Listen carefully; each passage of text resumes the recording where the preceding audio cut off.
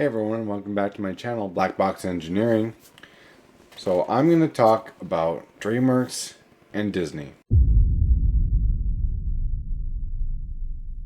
I am thoroughly impressed with Dreamworks' attention to detail and storytelling ability. I'm not saying that they're perfect company by any means. They've had a lot of flops too. Here's a couple of examples on the screen.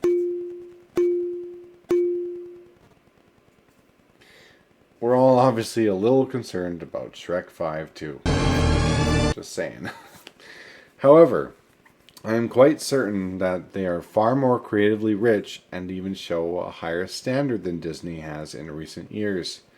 I think that they've even shown a higher moral standard with their messaging too. They haven't abandoned their stories for the sake of the modern message. I really do hate it when animation companies, or really any movie companies that are preaching and teaching to their audience. Why would you want to directly scold your audience? Like, what's the point? Do companies not realize that overly obvious propaganda is extremely tacky? Let me paint you a picture because I can't really show clips of videos for fear of copyright strikes. So, one of my most recent favorite animations that they've made is The Wild Robot. Rather than shunning the idea of self-sacrifice, they somehow managed to balance the act of having some self-serving desires and conflict it with protecting an innocent life. It makes it even more real because parents, especially adoptive parents, might feel like they've been given a huge task of caring for another person that they might not initially have a good connection with. The story was not afraid to talk about how many parents might feel like they want to let go sometimes, but then it hits you right in the heart later when the reality of your kid leaving the nest is super scary and heartbreaking. This is a huge family dynamic. Wild Robot is a complete allegory for adoptive moms taking the risk and loving their kid no matter what. It really is touching, and it makes me cry every single time that I watch it. The next movie that really covers difficult things without holding much back is Puss in Boots: The Last Wish. I didn't know how bad anxiety really was. At least the clinical type that requires medication and even therapy. I didn't know what a panic attack even was until I had one myself. A few years back, I went on a golfing expedition with my family and drank way too much caffeine. When I returned home, I felt really off. The caffeine must have triggered something in me because I had been going through a tough time around that period in my life. My heart started skipping beats and I felt it physically. I started panicking and I went to the emergency room because I thought I was dying. What really happened was, well, I was a little low on potassium and I had a panic attack over that weird palpitation feeling. Seeing a hero that I really enjoy watching go through something similar made me understand exactly what was being portrayed. The little dog being there for him in that moment is a huge statement of how support helps when we are in these states. Not only that, but the film talks of impending death and how it's inescapable. But we don't have to be afraid of it.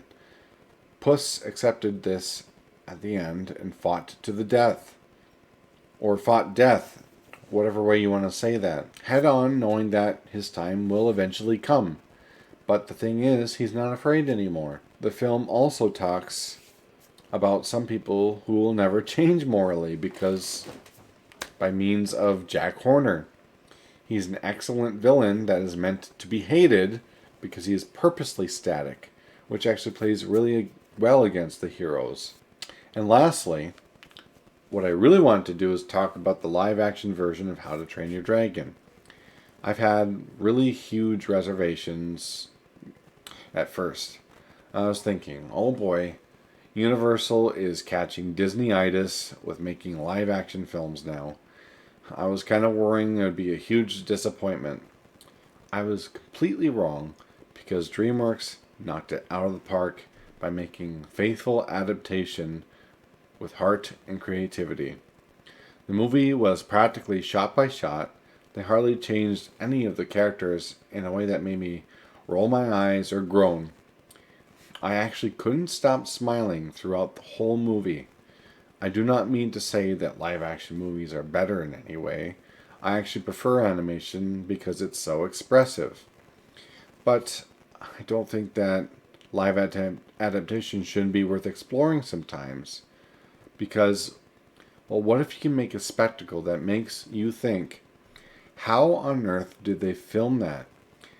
Because I had that feeling when I watched this movie. I had a hard time figuring out what was practical and what was CGI. I mean, some things are obvious, obviously, but I actually started thinking while I was watching, how on earth did they coordinate the actor for Toothless to fall through the air, just like the animation, to be caught by Toothless at the last moment?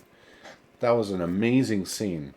And they did it with live actors. I don't even know how, but it was awesome. To combine that talent with real actors and still make it relatable is very commendable.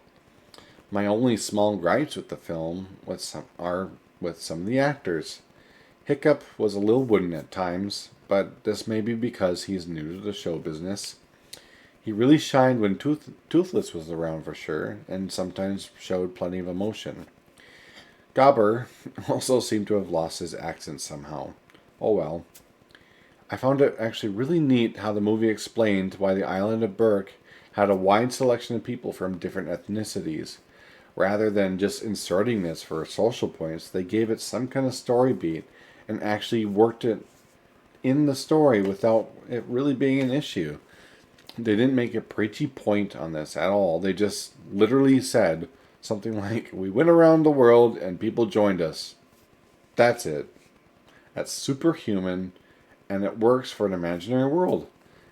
It's an excellent choice, actually. I like that they hired more people. That's actually a good thing. I thought that Astrid would be a worse Girlboss and have no romantic interest.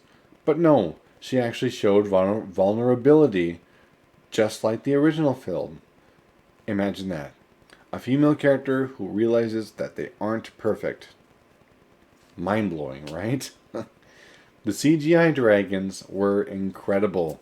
They looked awesome and were still way ahead in terms of emotion because, well, they still stuck with the big cartoony eyes for Toothless and animated mannerisms for the other dragons that still showed that they were deep-feeling creatures. They somehow combined realism with actually showing emotion by adding a cartoon element to those designs. Great choice.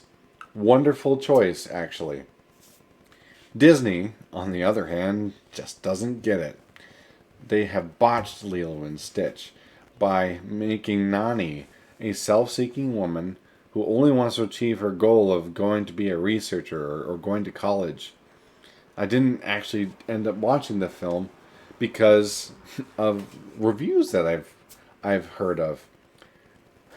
To go from having Nani fight tooth and nail against the government to keep her sister with her, to Nani being the selfish, entitled person who doesn't really care about her younger sister, and they kind of blew it off at the end by saying, oh, there's a portal gun and you can visit her anytime, but that's not emotionally impactful at all.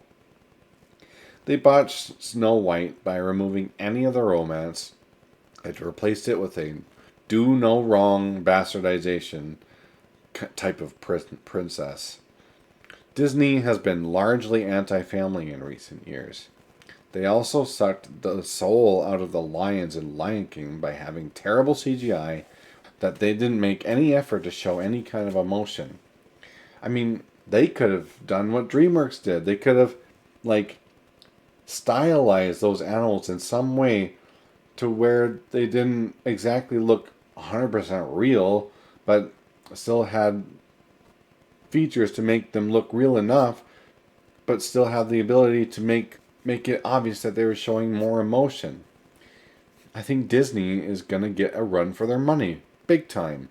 I think Dreamworks will come out on top eventually, because Dreamworks seems to actually understand that people need to be vulnerable. Things need to be real. They need to be hard-hitting. People need the creativity and passion put into a project. I think they did a really great job with that film. Thank you for watching this. I know this is a little bit different, but I wanted to kind of approach this my own way here. Like, comment, subscribe. Remember, stay wise and think outside the box. I'll see you in the next video. Bye.